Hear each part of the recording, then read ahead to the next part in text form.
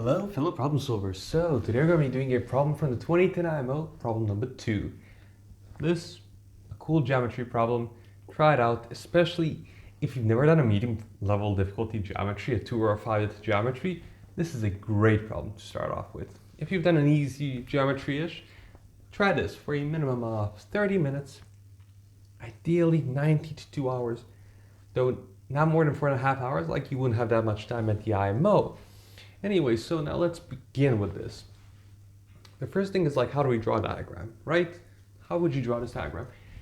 Well, just like browsing through the problem, we see we have a circumcircle. The condition is that these two lines, we don't know what they are yet, intersect there. We have the incenter. Okay, so, and we have a lot of points also. Keep that in mind. So for these types of problems where you have a bunch of points like A, B, C, and then I, D, E, I have a midpoint G, 4 points other than A, B, C, that to me is a bunch. So let's get them on point by point. So first we draw a circumcircle, okay? Now let's do BC, and do we have anything about whether A is bigger? No, we have ABC here, and now we're gonna have the incenter, and we're gonna have where AI intersects gamma. Okay, so let's first check this out. We have this here, the incenter I. What do we have for I, D, B, C? Right, let's check this out, okay? And I invite you to pause for 5 minutes and check it out now. So what is it that you found? Well, for me, I'm like going, okay, let me do, this is gamma half, alpha half, beta half, gamma half. And now let me calculate what other angles I have. I have this angle is alpha half. I have this angle is gamma because it's over here. So this one's gamma. And I have this one is beta. This one is alpha half. So I know that BD is equal to DC. This is equal to this because it's alpha half. And also I have this angle right here, alpha half plus gamma half, which is also equal to this one, half plus gamma half. So I know that DI is DC. So I know this is all equal to DI. And this is important in general. This is a lemma, but it's important to keep this in mind because you're going to, you're going to get at least a point if you write this down at the IMO, right? Maybe not today, but back when this problem was around, it will be at least a point. Just writing down the lemma. So write down what you get and take it step by step. Now the next part. E is a point here and F is a point here. BAF is CAE. Okay, so we have F is going to be on the segment. So the thing about F is once we choose F, we get the point E immediately. And if you think about it, the condition is that this angle is equal to this one, or that these two angles are identical. And now we have the end of the problem is if we take the midpoint of IF, then prove that EI and DG meet on the circumcircle. Okay. So if I take this midpoint of IF, it's a lousy diagram, I know, then DG and EI meet on the circumcircle. Okay, I'm gonna clear this up now. Actually, let me clear it up right now. So now let's start thinking about the problem. What do I first have about E and F? Actually, I should begin with this. In geometry, you can solve the problems in one of two ways, either going at it forwards or backwards.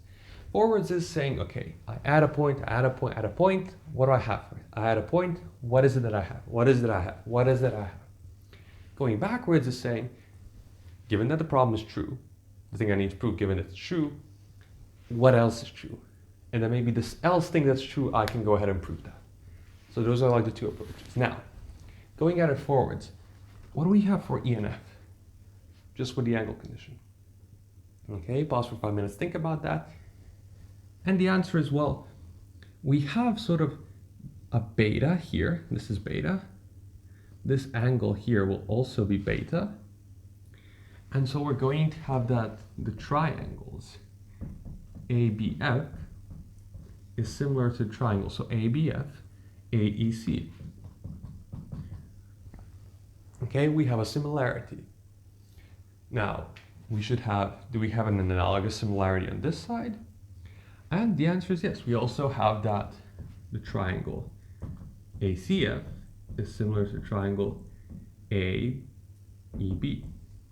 And what's important to know is like F and E aren't really truly similar, though because of this, like this is F is on this side, E is on this side, but still it pays to like double check that these similarity conditions hold true, because they do feel to be a bit, right? If F was here and E was here, the angle condition would still hold true. It just wouldn't be less than half of the angle BAC.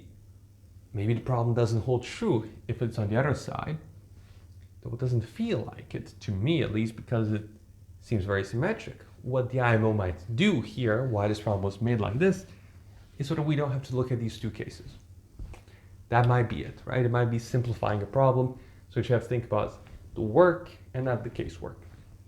Now with that, we have these things, and they give us a certain number of stuff. So they give us, for example, that we're gonna have AB over AB. Let's write this down. AB over AE, and we get this, right? So this looks similar-ish on both sides, and we can write like both of these imply AB times AC is AE times AF.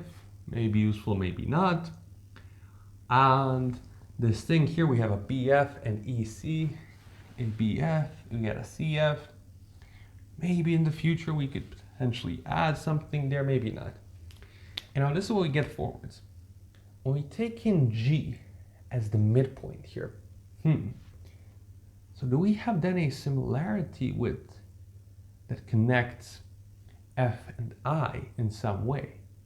That's a big question now, because getting a midpoint here, it would be very cool if I had some similarities. Maybe this triangle or this triangle. Is this triangle similar to any other triangle? So I need this angle, is E anywhere there? Is there such a triangle? And right now the answer is no. So let's continue on. And now we can try to shift gears. And instead of looking at this forwards, let's go backwards. What would hold true if DG and EI met on the circumcircle, gamma? Pause for 5 minutes, think about that, and the answer is, well, wait a second. If these two met over here, kaboom, we'd have a couple of things. The first thing we'd have is we would have, call this point here X. A couple of ways to look at this. One is that XDA and XED would be the same, right? That's really the first thing we have. These two are the same. So XDA would be equal to the angle XEA. Now, what does that give us? Well, this XDA is the same as the angle GDI or GDA. And this is equal to, the other angle is equal to IEA. So if we prove that this is equal to this, we have proved that these meet on the circumcircle. Now this is one route that we can go by. Go try to prove that this angle is equal to this angle right here and see what it is we need to be able to prove this. And the other thing we can say is, wait a second, what I'll also have is now this angle over DE. This angle will be equal to this one. But this angle, is equal to already this angle right here. That's the angle FAI. So if DG intersects here, intersects what is called AF at a point, call this point H, I'll have that these are concyclic. And do these concyclic points give me anything? Pause for 5 minutes, think about it. And the answer is, well, yeah, they give me the angle here is going to be the angle on AD, which is equal to beta plus alpha half. So I'd have that this angle over here is equal to beta plus alpha half. But that is already equal to this angle right here. Actually, I think this would then be equal, because this is beta plus alpha half, this would be gamma plus alpha half, because it's 180 minus that, which is already equal to this one, which is gamma minus alpha half, gamma plus alpha half. So we would have that HI is parallel to BC. So those are like the two different things we can go ahead and try to prove. So to draw a good diagram, we would do this and say, we'd say this. So we now don't even have to think about the point E. This is just saying we have a triangle here, and we're going to take the midpoint of IF and F here, and we say when DG intersects AF at a point H, then this will be parallel. Now what we've done with this is effectively taken a point E, forgotten about it, and replaced it with another point.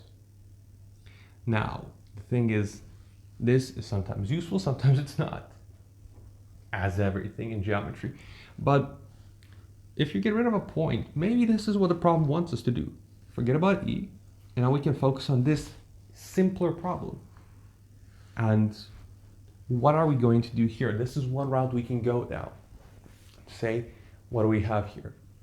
And also, do some more thinking. So let's call this angle X. This is alpha half. This is alpha half minus X. What else do I have for F? So I have, this is the midpoint. This is an intersection. Let me introduce this point. So how are we going to prove that this is parallel to this? Think about it. How do we do this? For 5 minutes, just ask yourself, how are you going to prove that this is parallel to this? Now, one way is to try to see, okay, can I prove the angle condition? Okay, this is going to be gamma plus alpha half. That's what I need. I have this is then parallel to that. Gamma plus alpha half. I have this, but I don't have an X anywhere else to be able to say something about that.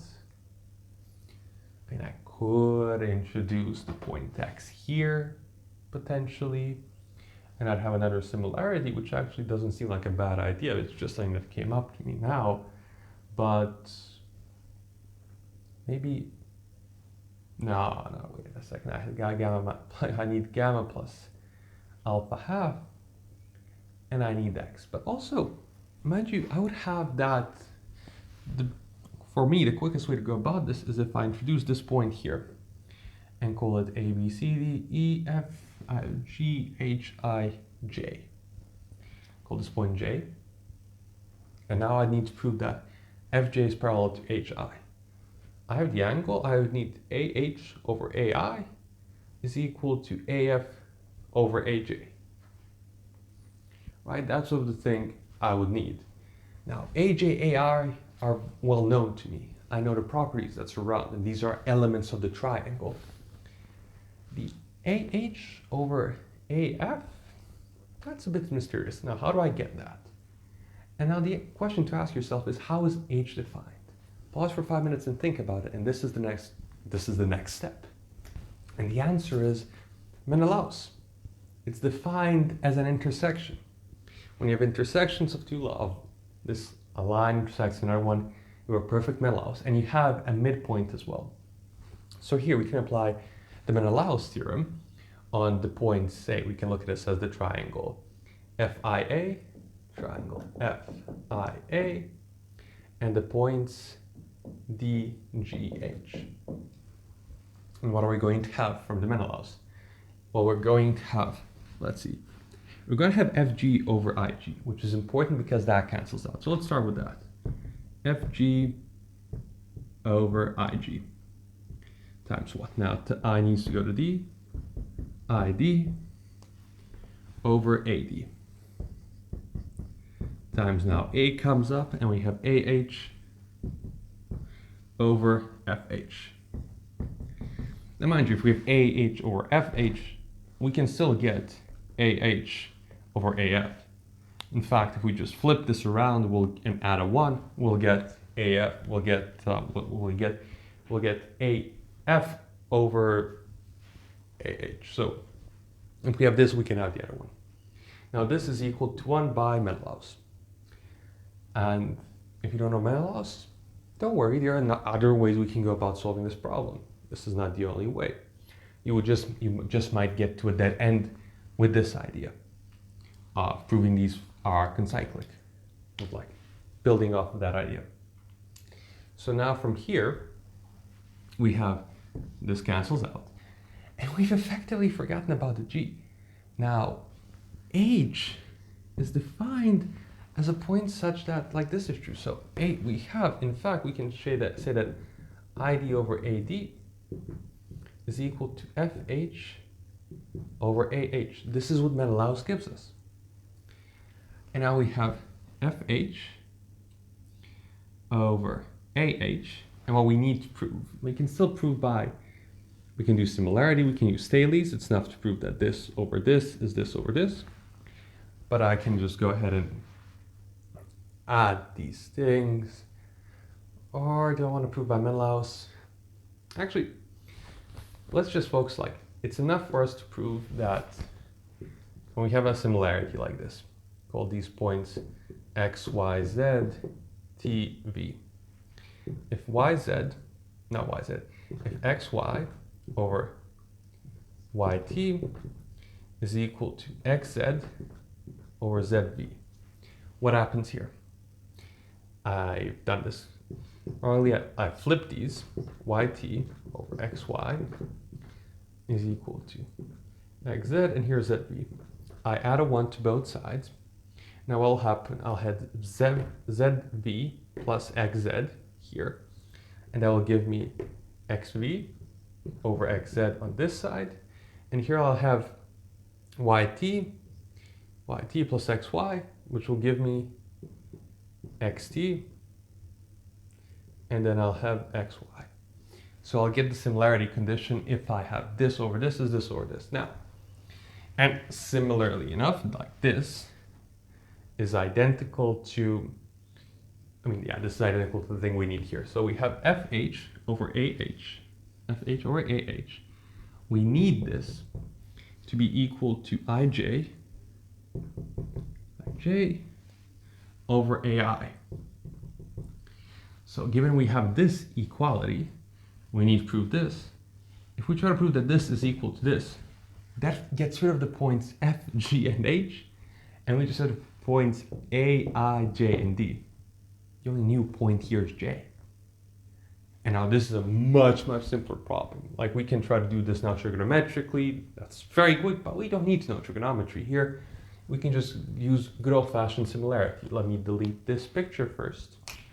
And what we have is, in fact, a picture like this. Boom, boom, boom.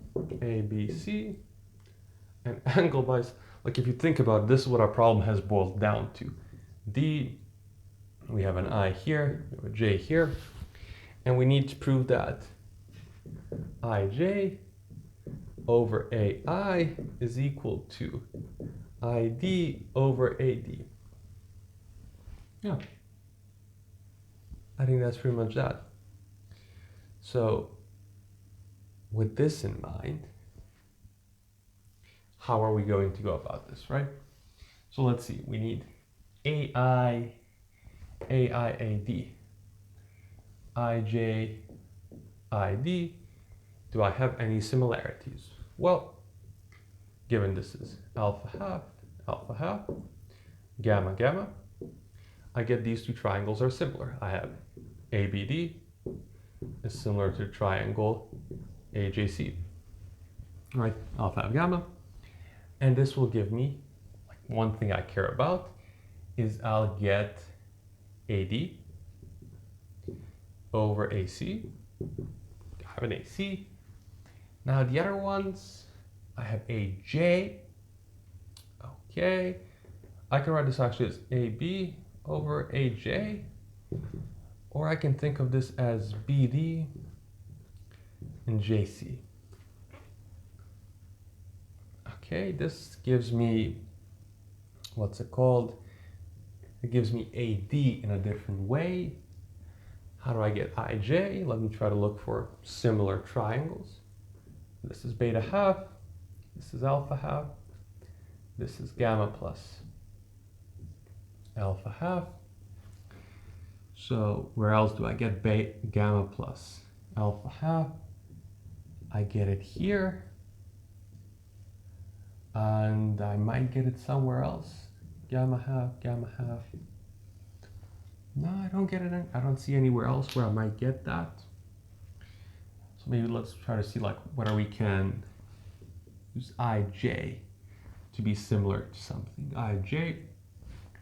And now I'm thinking like this IJ over ID is equal to, what's it called? AI over AD. Now, because it seems like difficult for me to be getting the IJ and ID directly, but I can get JD through the similarity of these two triangles or through power of point, I'm thinking instead of IJ, let me get JD on the right side.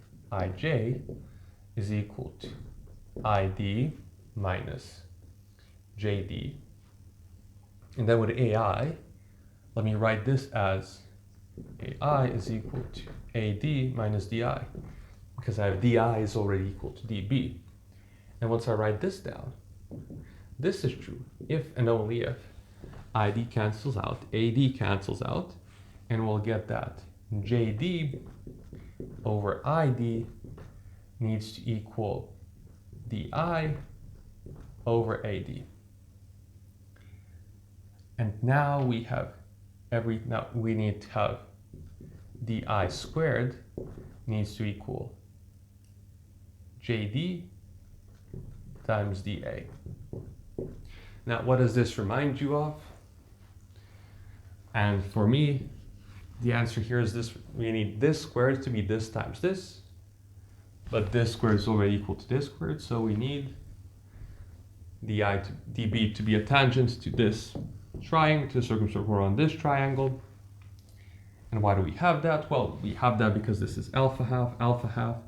We get these two triangles are similar, and we get DB, DB over DJ is equal to DA over DB, which gives us that DB squared is DJ times DA.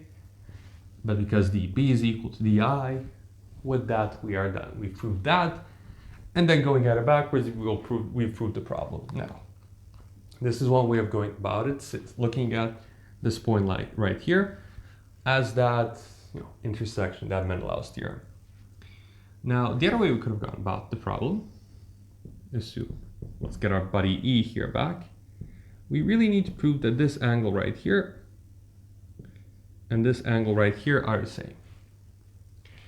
And now the thinking is, okay, I can still introduce H. And now what do I need to prove if I introduce H? Like, it makes sense to introduce H because then I need to prove that these two triangles are similar. I have the angle X, and then I need to prove that AH over, well, I have to prove AH over AD is AI over AE. I know AE over AF, and then I'll get that, what's it called? I'll still use Mendelau's theorem and get it like that. However, there's a different way. Is to say, okay, wait a second. So this right here is a midpoint. Now, I have difficulty working with midpoints, right? There's not a lot of angles that midpoints give you, unless you're working with trigonometry. Let's say we're not. And here there's a second idea, which is to say, okay, wait a second. Actually, there's a couple of ideas we can work with here. One is to say, let me do this idea first. One is to say, okay, I have a midpoint here. I have an angle with a midpoint D and I. That's different, like that's not nice. If I had some other midpoint, this angle would be nicer. And there's only one other midpoint to construct, and that is to reflect I over D to a point IJK. The point K, And then I have D is the midpoint of IK, which gives me some nice properties. DI is DC is DK is DB. Then I can figure out some angles. But then because D is the midpoint, I'll have this angle is in fact equal to this angle. This angle is equal to this one. So I have FKA is equal to the angle GDI. Now, the thing is, with this, the problem transforms completely. Because now I need to prove that this angle is equal to this angle. I need to prove a different similarity. I need to prove that the triangles AFK and AIE are similar. And let me ask you this, what is it that I really have to prove here? Pause for 5 minutes and think about it. And the answer is, well, in reality, I need to prove that AI times AK, I'm writing this down because it's something we've seen here, is equal to AF times AE. But I know what this is, like the question mark, what I need to prove. But I know this thing, by going at the problem forwards, is equal to AC times AB. Why is this great? Well, it's great because then I don't need to think about F and E.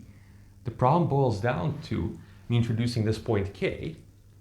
And in fact, instead of this, I have to think about a circle here, ABC, and I intersect. I have a point D here, I have I, and I have I reflected here. And I have a point such that really this D, DB is DC is DI is DJ.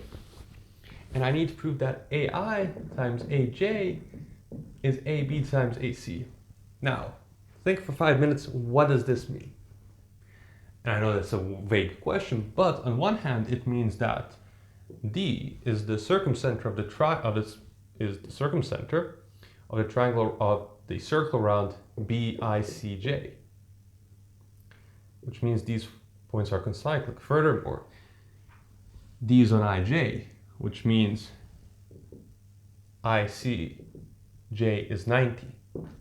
And because that means that because this is alpha half, this becomes beta half, this becomes gamma half, because this is beta half. So we have all these angles are known. And now we have also this is beta half, this is alpha half, gamma half. And what is it that we really have to prove? AI times AJ, AB times AC. Well, there are two ways to look about it. They're pretty much equivalent. One way is to look at, wait a second, AI times AJ is the power of point for A with respect to this circle around BICJ. So I need to prove that the power of point is in fact equal to AB times AC. And how do I prove that? Well, let me intersect the circle again with the side AB, call this point C prime. And I need to prove that AC is AC prime. Now, why is that the case? Well, the angle here at this whole angle is 90 plus alpha half. And so this angle, C prime B, is 90 minus alpha half. Because this is 90 minus alpha half, and this is alpha, then this is 90 minus alpha half, so AC prime is AC, and we're done. Another way to think about the same thing, same problem, is to say, wait a second, I have alpha half. This is the same as these two triangles being similar. But I have beta half here, which means I'm going to need a beta half here, but because this is equal to this, I have a beta half here. And now I have by angle, similarity, these two triangles are similar, and we're done. Now, this finishes up the problem in these two ways. And now let me clear up the board. Now, the final thing I wanted to show, after clearing up the board and now drawing a new diagram, is that thing we noticed previously, that if I intersect the x here, call this point H, I'll get that this is parallel to this, just like from the angles immediately. This is x, from the angles. And now I want to prove that I know that now HI, because this angle is equal to this angle, which is equal to this whole angle here, which is also equal to, actually let me just double check something. parallel to this, which is actually equal to this angle right here, which is equal to this angle right here. We have that HI is parallel to what we call this FJ. And now, a different way of going about this is to say, well, what would hold true for G? G would be the midpoint. But think about this. We have HI is parallel to this, and G is the midpoint up here. And what happens if we have think about HI, then we have the point F, we have G is the midpoint. Right? This is equal to this. This is what needs to happen in our world, looking at the problem backwards.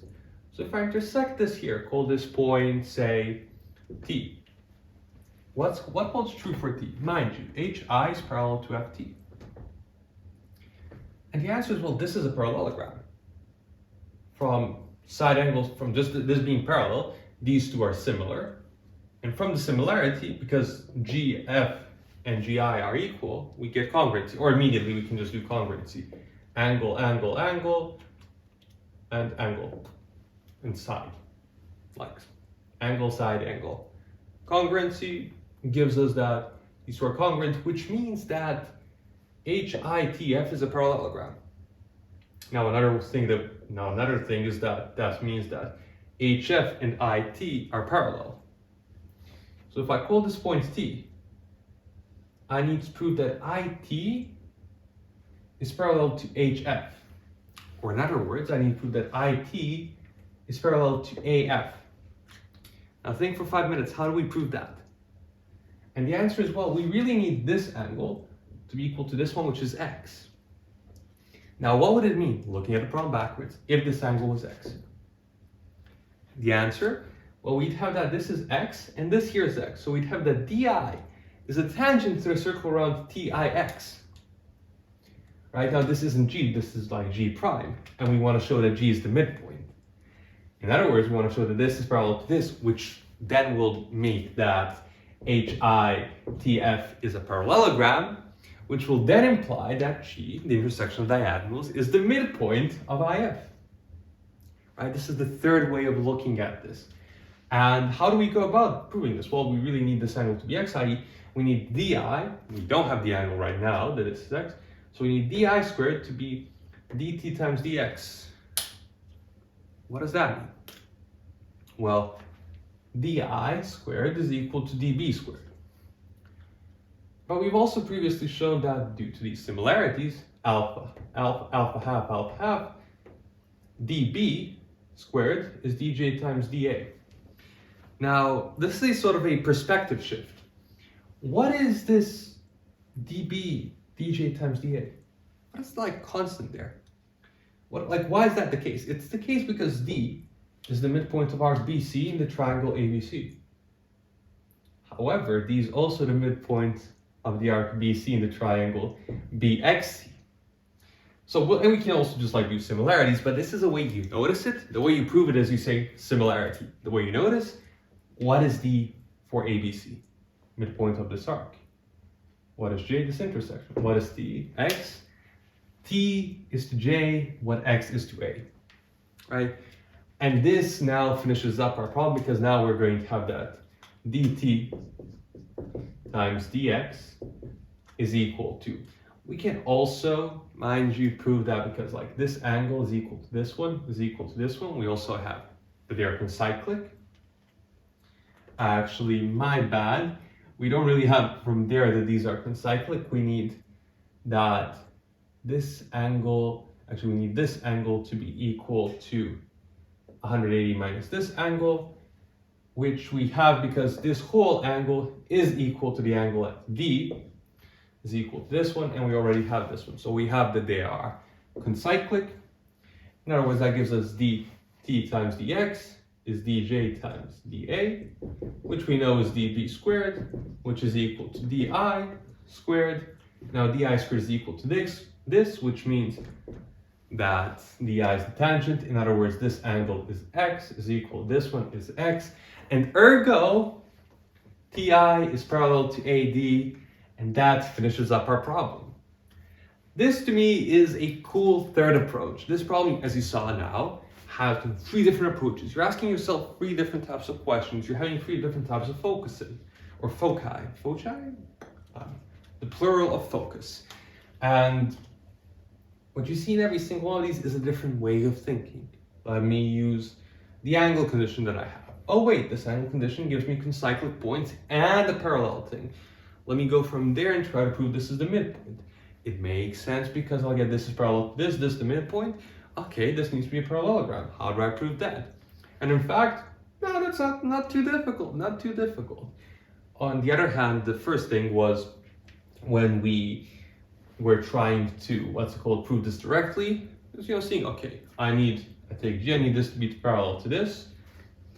I don't have angles. Let me get the sides then by Thales. Okay, so how do I get the Thales? How do I get this or this? Well, what is really the definition of H? Well, it's an intersection of a line with another line. Oh, Menelaus. That's usually like one line, another line. Try Menelaus. And it makes sense because H is here, D is on this side, so you have a triangle. But usually I think it's a good thing to think about if you have like two lines intersect. See like if you can form any sort of Menelaus with that, right, by picking a point. And then we have that's another approach. And the final approach is saying, wait a second, I need this angle to be equal to this one.